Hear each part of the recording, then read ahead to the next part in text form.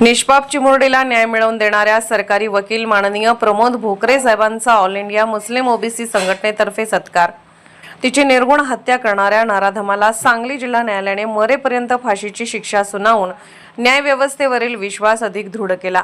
या अत्यंत संवेदनशील आणि महत्त्वाच्या खटल्यामध्ये सरकारच्या वतीने प्रभावी व भक्कम युक्तिवाद करून पीडित चिमुरडी व तिच्या कुटुंबाला न्याय मिळवून देण्यासाठी मोलाची भूमिका बजावणारे सांगली जिल्हा प्रमुख सरकारी वकील माननीय प्रमोद भोकरे साहेब यांचा ऑल इंडिया मुस्लिम ओबीसी संघटनेचे पश्चिम महाराष्ट्र उपाध्यक्ष मुजफ्फर भैया संधी यांच्या हस्ते पुष्पगुच्छ देऊन सन्मानपूर्वक सत्कार करण्यात आला।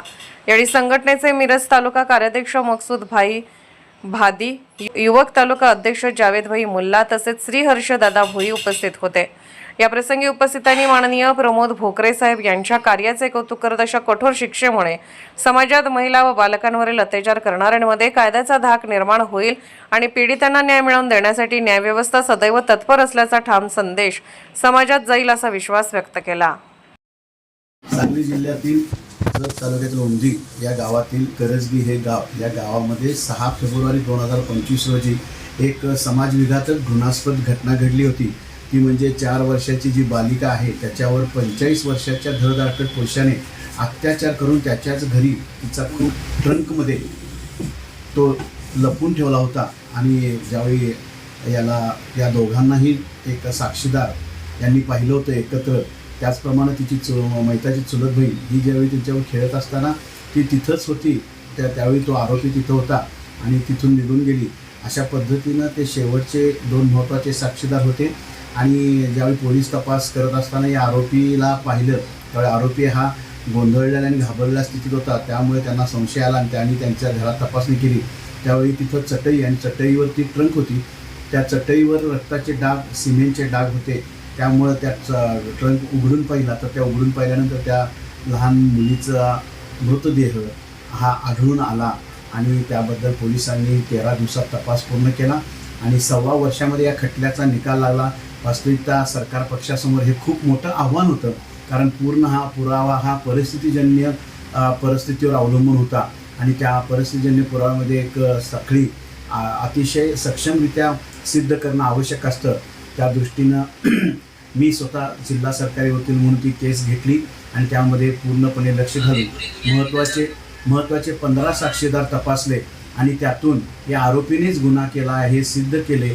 आणि हा गुन्हा हा समाजाला हादरा बसवणारा, प्रत्येक जनमानसाला असं वाटत होतं की यामध्ये फाशी व्हावी, ही समाजाची मागणी, यासाठी अथक प्रयत्न घेऊन त्या गुन्हा सिद्ध आरोपीविरुद्ध करून काल त्याच्याबाबत युक्तिवाद झाला आणि त्याला ही रेअरेस्ट रेअर म्हणजे अशी असामान्य केस आहे, यामध्ये फक्त फाशी शिक्षा योग्य आहे अशी मागणी केली। आणि सन्माननीय न्यायाधीश श्रीमती मोहंती मॅडम ज्या पोक्सो कोर्टच्या न्यायाधीश आहेत, त्यांनी या सर्व युक्तिवादाचा आलेल्या पुराव्याचा अवलोकन करून या नराधम आरोपीस सर्वात जास्त अशा असलेली कॅपिटल पनिशमेंट म्हणजे फाशी ही शिक्षा सुनावली। आणि यामुळं हा निर्णय निश्चितपणे समाजात एक निर्णायक वळण घेण्याच्या दृष्टीनं आणि विकृत मानसिकतेवर पायबंद घालणारा असा ठरेल आणि समाजाची मागणी पूर्ण केल्याबद्दल निश्चित मला याबद्दल अभिमानही वाटतो आणि समाजाच्या कामी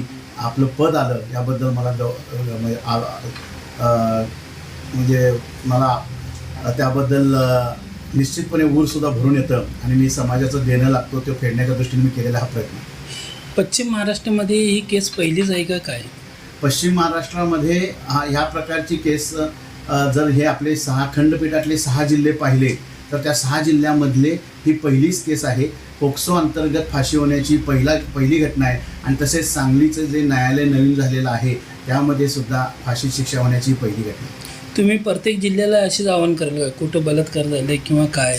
वास्तविकता अशा गुन्ह्यामध्ये निव्वळ आणि निव्वळ फाशीची शिक्षा योग्य असते, त्यामुळं असे गुन्हेच घडू नयेत, पण जिथं घडतील त्या विकृतीला ही फाशीची शिक्षाच योग्य आहे, त्या दृष्टीने सर्वांनी प्रयत्न करणं गरजेचं आहे। करजगी तालुक्यात जत येथे सुमारे 1.25 वर्षापूर्वी जीव घेणाऱ्या संबंधित नराधमाला काल सांगली जिल्हा न्यायालयानं मृत्यूदंडाची शिक्षा ठोठावली। त्यासाठी प्रयत्न करणारे जिल्हा मुख्य सरकारी वकील माननीय प्रमोद भोकरे साहेब यांचा आज आम्ही त्यांच्या ऑफिसमध्ये भेट देऊन त्यांचा आम्ही सत्कार केला। आमच्या ऑल इंडिया मुस्लिम ओबीसी संघटनेतर्फे व आम्हाला या गोष्टीचा आनंद आहे की अजूनही लोकांचा न्यायव्यवस्थेवर विश्वास आहे आणि एका याला एक न्याय देण्याचं काम माननीय भोगरे साहेबांनी केलेलं आहे व असंच कार्य त्यांनी ह्यापुढे चालू ठेवावे अशी आम्ही त्यांना एक शुभेच्छा दिलेल्या आहे. यावेळी आमचे ऑल इंडिया मुस्लिम ओबीसी संघटनेचे मिरज तालुका कार्याध्यक्ष माननीय मकसूद भादी साहेब व तालुका युवक अध्यक्ष जाहिदभाई मुल्ला व आमचे मित्र श्रेयशी भोई साहेब यांनी आम्हाला आज भोगरे साहेबांची भेट घालून दिली त्याबद्दल त्यांचे मी आभार व्यक्त करतो.